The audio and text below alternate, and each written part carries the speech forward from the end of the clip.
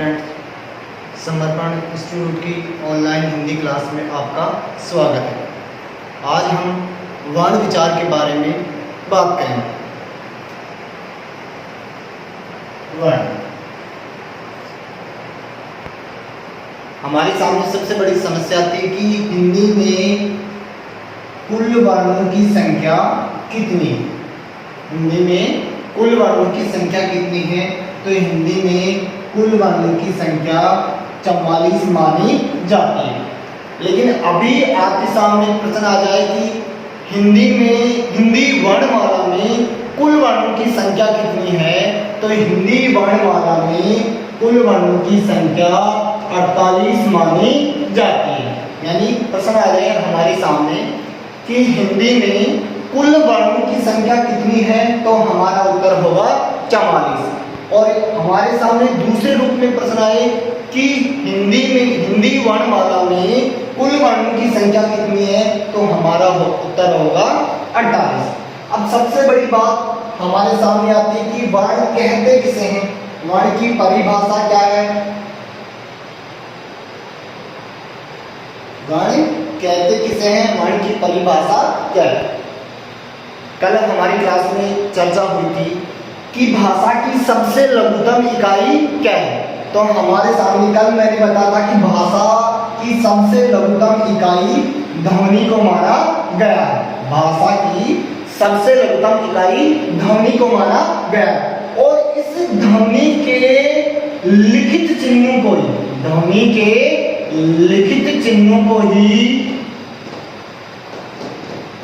ही वर्ण कहा जाता है। यानी ध्वनि के लिखित चिन्हों को ही वर्ण कहा जाता है। अब अभी मैंने बताया कि हिंदी में कुल वर्णों की संख्या कितनी है। तो हिंदी में कुल वर्णों की संख्या हमारे यहाँ 44 है। देखो, हिंदी में वर्ण से पहले वर्ण आए कहाँ से हैं? तो हिंदी में वर्ण संस्कृत भाषा से आए और इसको वर्ण नाम देने वाले कौन है तथा इन वर्णों को स्वर और व्यंजन में विभक्त करने वाले कौन हैं, उसके बारे में भी हम चर्चा करेंगे। लेकिन सबसे पहले वर्णों को दो भागों में बांटा गया है।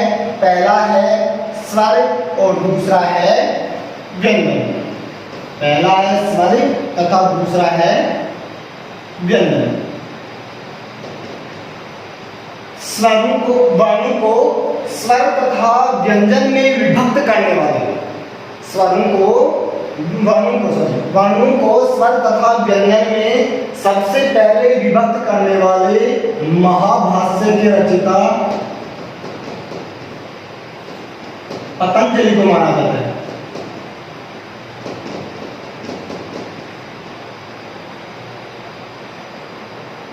पतंजलि को माना जाता है।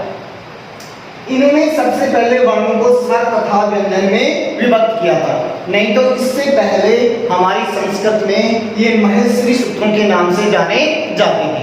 अब हमारे सामने ये है कि हिंदी में स्वरों की संख्या कितनी है और व्यंजन कितने। तो हिंदी में स्वर 11 माने गए हैं तथा व्यंजन 33 माने गए। तो 11 तथा 33 कुल मिलाकर 44 हो जाते हैं। अब हम बात करेंगे सबसे पहले एक के बारे में अध्ययन करेंगे। पहले स्वर के बारे में, उसके बाद व्यंजन के बारे में अध्ययन करेंगे।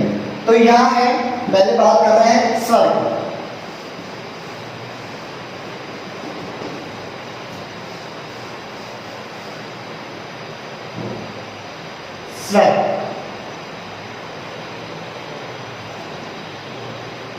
स्वरों की संख्या कितनी बताई है? अभी 11।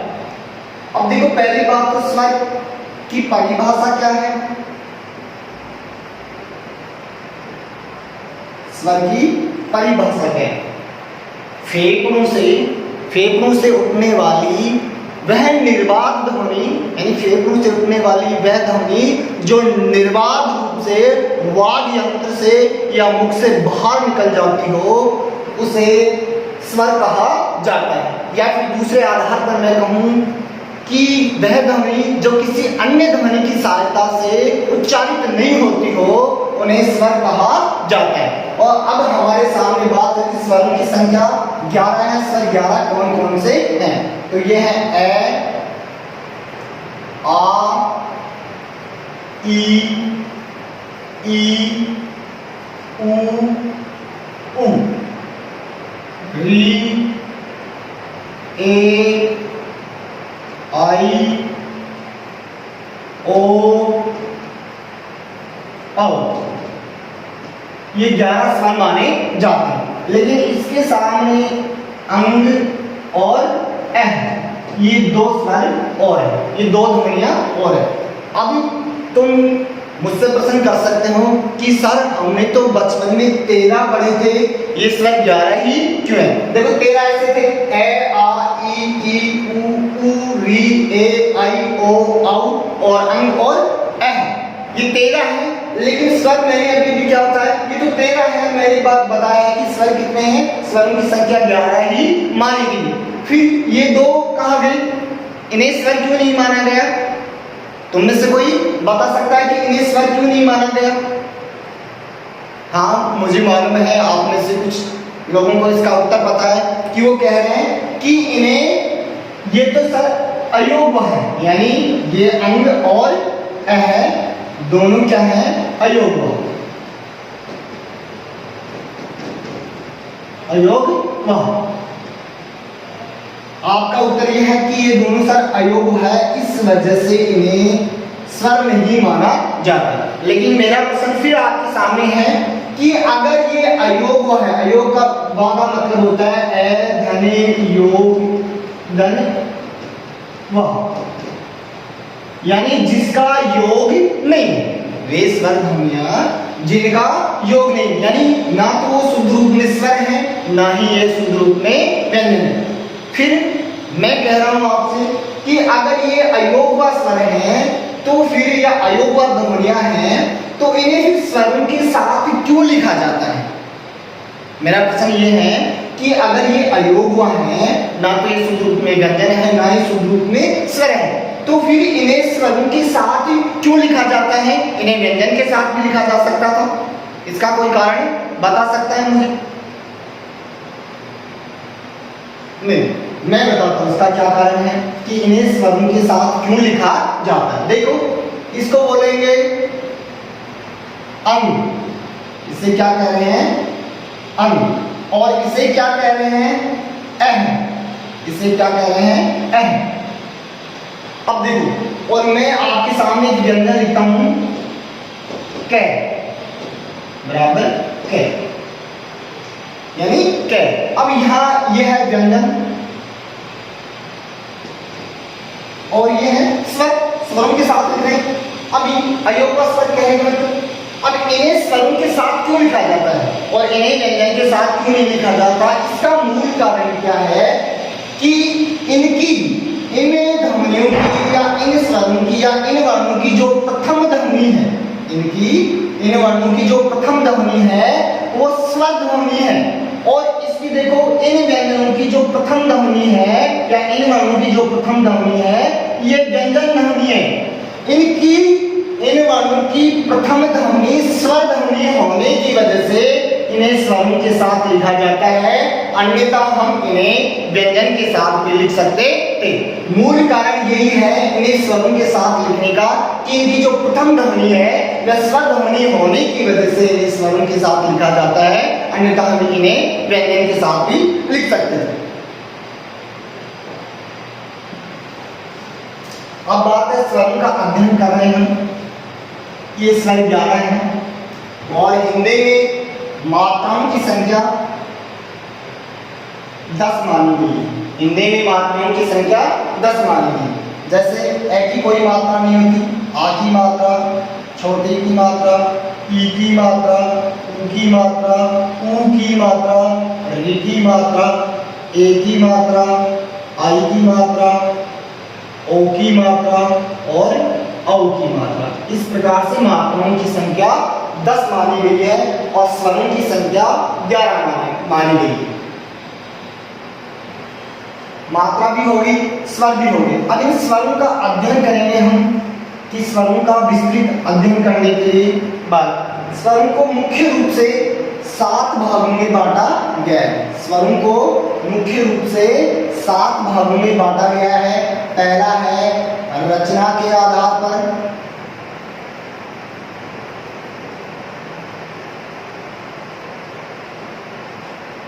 दूसरा है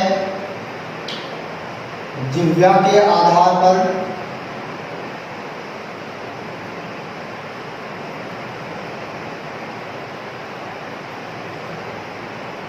तीसरा है ओष्ठ के आधार पर,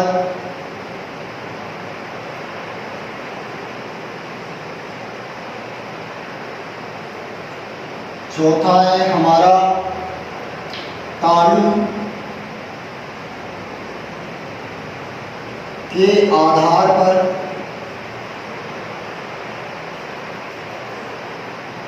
पांचवा है हमारा मात्रा काल के आधार पर,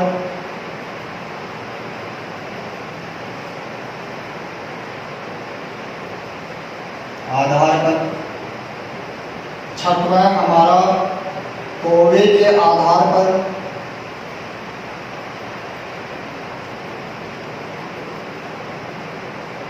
और सातवां है हमारा स्वर तंत्रिका के आधार पर।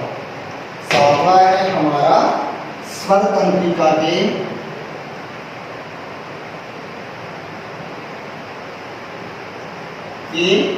आधार पर। इस प्रकार से स्वरों को 7 भागों में बांटा जाता है। पहला है रचना के आधार पर, दूसरा है जिह्वा के आधार पर, तीसरा है ओष्ठ के आधार पर, चौथा है तालु के आधार पर, पांचवा है मात्रा काल के आधार पर, छठा है कौवे के आधार पर और सातवां है स्वर तंत्रिका के आधार पर। अब हम इनका एक एक से क्रमबद्ध रूप से अध्ययन करेंगे।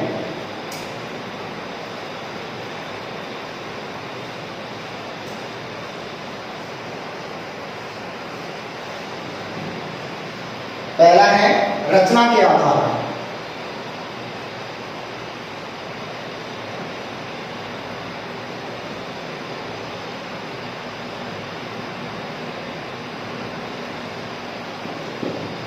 देखो, रचना के आधार पर स्वरों को 2 भागों में बांटा गया है। पहला है मूल स्वर और दूसरा है संधि स्वर।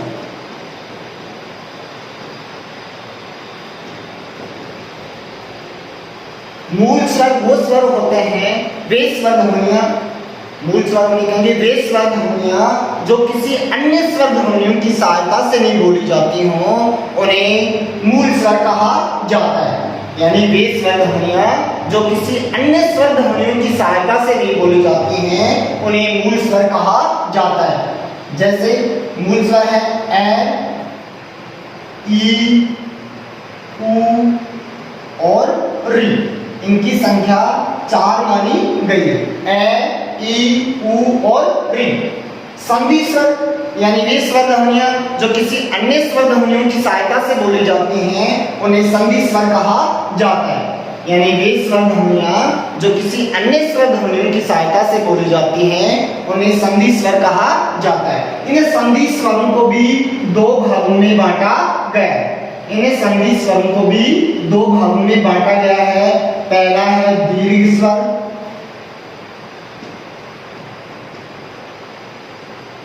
और दूसरा है संयुक्त स्वर। दूसरा है संयुक्त स्वर। दीर्घ स्वर यानी वे स्वर ध्वनियां जो अपने ही रूप वाली स्वर ध्वनि से मिलकर दीर्घ रूप धारण कर लिया हो, उन्हें दीर्घ स्वर ध्वनियां कहा जाता है। जैसे ए और ए मिलकर यानी अपने ही रूप वाली स्वर ध्वनि है, यानी ए और ए मिलकर क्या हो गई है, आ। इसी प्रकार से ई और ई मिलकर ई हो गई, और उसी प्रकार से उ तथा उ मिलकर उ हो गया है। यानी अपने ही रूप वाली ध्वनियों से मिलकर जो स्वर ध्वनियां बनी हैं, उन्हें दीर्घ स्वर ध्वनियां कहा जाता है। संयुक्त स्वर यानी वे स्वर ध्वनियां वे स्वर ध्वनियां जो अपने रूप वाली स्वर ध्वनियों से मिलकर नहीं बनी हुई होती हैं उन्हें संयुक्त स्वर कहा जाता है। या फिर वे स्वर ध्वनियां जो भिन्न भिन्न स्वर ध्वनियों के योग से मिलकर बनी हुई हो उन्हें संयुक्त स्वर कहा जाता है। जैसे ए तथा ई मिलकर ए हो जाते हैं, ए तथा ए मिलकर आई, ए तथा ऊ मिलकर ओ बना, और ए तथा ओ मिलकर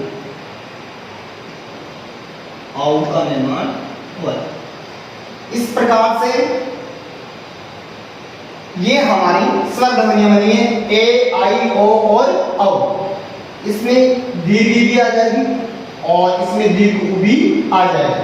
यानी ए तथा ई मिलकर ए का निर्माण हुआ है, ए तथा ए मिलकर आई का निर्माण हुआ है, ए तथा उ मिलकर ओ का निर्माण हुआ है तथा ए तथा ओ मिलकर औ का निर्माण हुआ है। तो इस वजह से इन स्वरों को संधि स्वर भी कहा जाता है या संध्याक्षर। इन स्वरों को संध्याक्षर भी कहा जाता है। संधि इसका करेंगे तो संधि धन अक्षर यानी संधि के योग से बने हुए स्वर होंगे वो कहलाएंगे संध्याक्षर। और इन संध्याक्षरों को या इन संयुक्त अक्षरों को विसर्ग स्वर भी कहा जाता है। इन्हें विसर्ग स्वर भी कहा जाता है। क्यों कहा जाता है इन्हें विसर्ग स्वर? क्योंकि इन स्वरों के उच्चारण में हमारी जिह्वा कुछ आगे पीछे खिसकती है, इस वजह से इन्हें विसर्ग स्वर कहा जाता है। जो मूल स्वर थे इन स्वरों के उच्चारण में हमारी जिह्वा आगे पीछे ना खिसककर स्थिर रूप में रहती है, इस वजह से इन्हें मूल स्वर कहा जाता है। और जो ये मूल स्वर हैं वो संस्कृत भाषा से ज्यों के त्यों हिंदी में आ गए।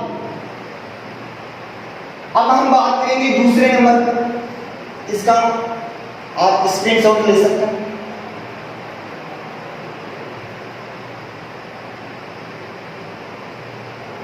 दूसरे आधार पर हम कहें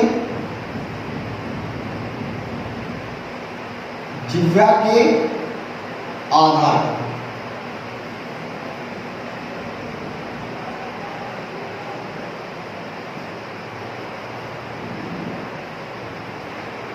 देखिए जिह्वा के आधार पर यानी जिन स्वरों के उच्चारण में हमारी जिह्वा आगे पीछे खिसकती है, ऊपर नीचे होती है, उस आधार पर भी स्वरों का वर्गीकरण किया गया है। जिह्वा के आधार पर स्वर 3 प्रकार के होते हैं। जिह्वा के आधार पर स्वर 3 प्रकार के होते हैं। पहला है अग्र स्वर, दूसरा है मध्य स्वर और तीसरा है पश्च स्वर। यानी पहला है अग्र स्वर यानी जिह्वा के आधार पर स्वरों को 3 भागों में बांटा गया है। पहला अग्र स्वर, दूसरा मध्य स्वर और तीसरा पश्च स्वर। यानी अग्र, मध्य और पश्च। यानी जिन स्वरों के उच्चारण में हमारी जिह्वा का अग्रभाग सक्रिय होता है उन्हें अग्र स्वर कहा जाता है। और जिन स्वरों के उच्चारण में हमारी जिह्वा का मध्य भाग सक्रिय होता है उन्हें मध्य स्वर कहा जाता है। और जिन स्वरों के उच्चारण में हमारी जिह्वा का पश्च यानी पीछे वाला भाग अगर सक्रिय होता है तो उन्हें पश्च स्वर कहा जाता है। देखो मैं डायग्राम के माध्यम से आपको समझाने की कोशिश करता हूँ। मान लीजिए ये हमारी जिह्वा है,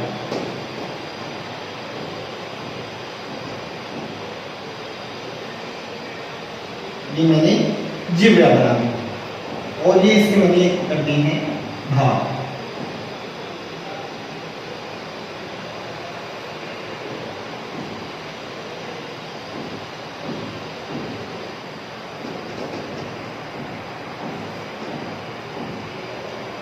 अग्र स्वर, मध्य स्वर और तीसरा है पश्च।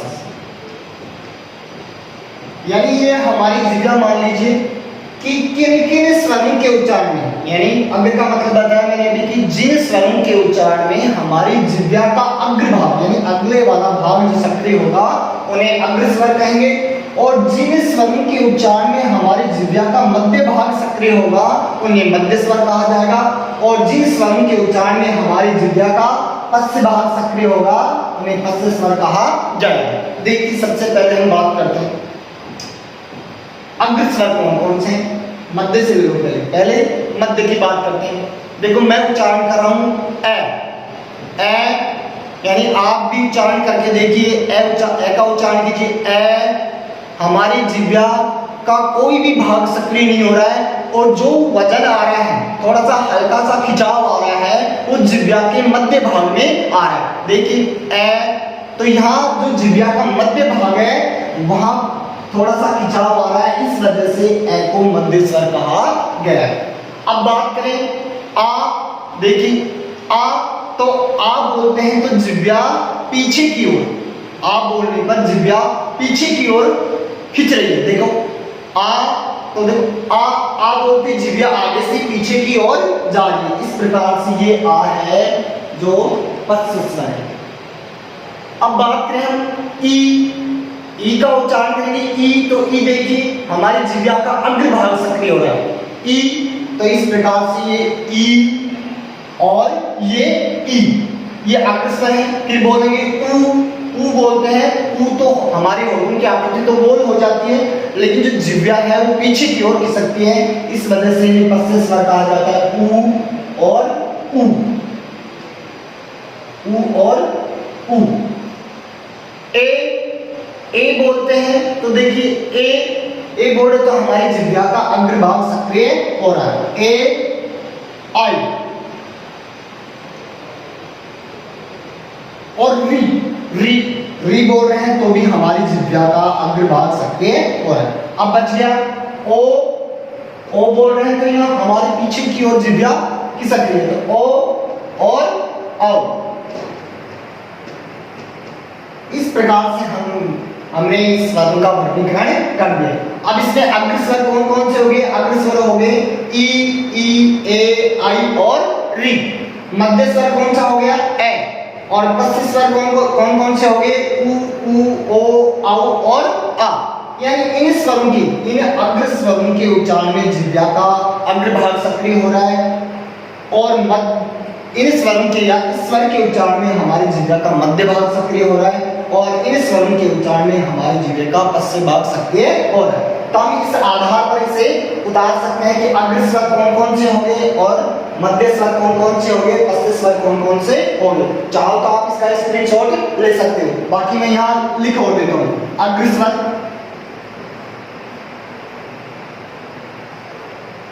स्वर में है ई री ए और आई। मध्य स्वर में है केवल ए। तीसरा है पश्च स्वर में है ऊ आ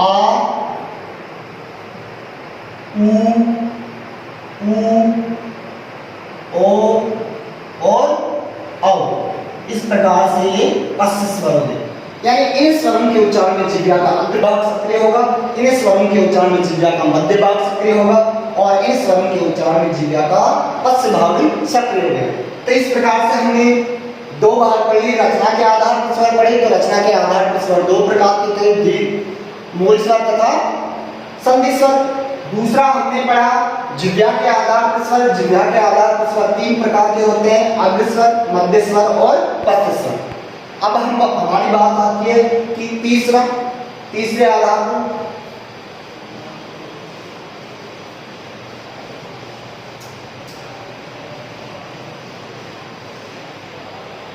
औष्ठ के आधार पर।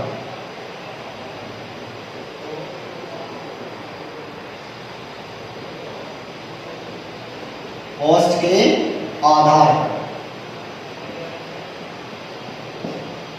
औष्ठ के यानी किन स्वरों के उच्चारण में हमारे होठों के आकृतियां बदलती है, उस आधार पर भी इन स्वरों का वर्गीकरण किया गया। पहला है औष्ठ के आधार पर भी इन्हें दो भागों में बांटा गया है। पहला है वृत्ताकार या वृत्तामुखी, दूसरा है अवृत्ताकार या अवृत्तामुखी।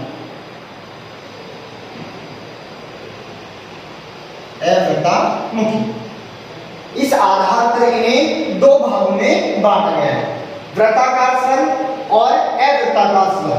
यानी जिन स्वरों के उच्चारण में, देखिए आपके मन में आ रहा होगा कि सर आप इतनी जल्दी जल्दी बोल रहे हैं, हम परिभाषा लिख ही नहीं पा रहे। परिभाषा लिखने की आपको आवश्यकता नहीं, नोट्स मिल जाएंगे और केवल समझने की बात है। इस वीडियो को आप बार बार देखिए, आपको परिभाषा स्वतः ही याद हो जाएगी और लिखे लिखाए नोट्स आपको मिल जाएंगे। फिर भी जो चीज समझ में नहीं आ रही है वो कमेंट बॉक्स में लिख दीजिए, आपका उस समस्या का समाधान हो जाएगा। वृत्ताकार यानी जिन स्वरों के उच्चारण, यानी जिन स्वरों के उच्चारण में हमारे होठों की आकृति वृत्त की तरह गोल हो जाती हो, यानी फिर क्या है कि जिन स्वरों के उच्चारण में, यानी जिन स्वर ध्वनियों के उच्चारण में हमारे होठों की आकृति वृत्त की तरह गोल हो जाती हो, उन्हें वृत्ताकार स्वर कहा जाता है। और जिन स्वरों के उच्चारण में हमारे होठों की आकृति वृत्त की तरह गोल नहीं होती हो, उन्हें अवृत्ताकार स्वर कहा जाता है।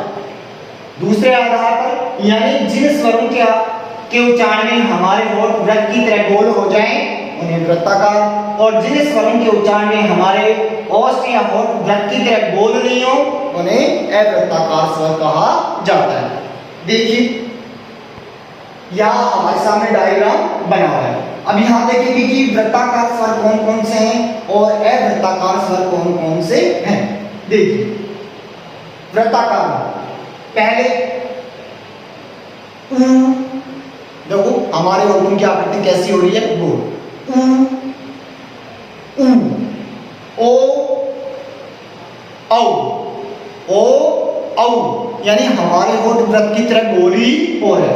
दूसरे आधार पर मैं कहूं ए, तो हमारा मुंह खुल गया और तो हमारे होठ वृत्त की तरह गोल नहीं बन पा रहे हैं। देखिए ए और मैं बोल रहा हूं ऊ बोल रहा हूं तो होठ वृत्त की तरह गोल हो गए, और ए बोल रहा हूं तो होठ हमारे खुल गए। तो इस प्रकार से जिन स्वरों के उच्चारण में हमारे होठ वृत्त की तरह गोल हो रहे हैं वो वृत्ताकार स्वर कहलाएंगे। जैसे दूसरे आधार पर हम आ खोलते हैं तो हमारा मुंह पूरा खुल जाता है, वृत्त की तरह गोल नहीं रह पाता है। दूसरे आधार पर हम यहाँ कहें ई पर भी हमारे होठ वृत्त की तरह गोल नहीं हो रहे। देखिए ई तो हमारे होठों के बीच में क्या बन रही है, दूरी बन रही है। यहाँ देखो ऊ से हमारे होठ वृत्त की तरह गोल हो रहे। फिर ई में भी हमारे होठ वृत्त की तरह गोल नहीं हो रहे। ए में भी यही बात है, आई में भी वही है, और री में भी हमारे होठ वृत्त की तरह गोल नहीं हो रहे। केवल 4 स्वर हैं जिनके उच्चारण में हमारे औष्ठ वृत्त की तरह गोल हो जाते हैं। इस वजह से इन 4 स्वरों को वृत्तामुखी या वृत्ताकार स्वर कहा जाता है।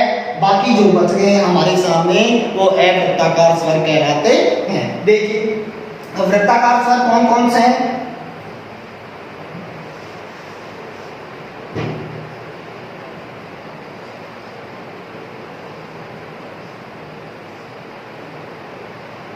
यानी ऊ, ओ और औ। और अवृत्ताकार यानी इन स्वरों के उच्चारण में हमारे होठ वृत्त की तरह गोल हो जाते हैं, इस वजह से इन्हें वृत्ताकार स्वर कहा जाता है। अवृत्ताकार